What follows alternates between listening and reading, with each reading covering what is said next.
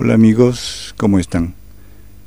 Después de la gripe, en algunos casos, nos queda una tos molesta, persistente, que no se nos va. Esta tos podemos curarla tomando miel de abejas todas las mañanas en ayunas, una cucharada sopera durante 7 días a 10 días. Luego de esto, la tos habrá desaparecido y estará usted completamente curado. No tome miel de abejas si es usted diabético, puede hacerle daño, la miel de abejas es muy dulce.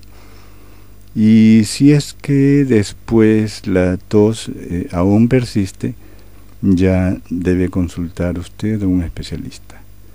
Bueno amigos, eso es todo. Muchas gracias por ver el video, cuídense y hasta la próxima.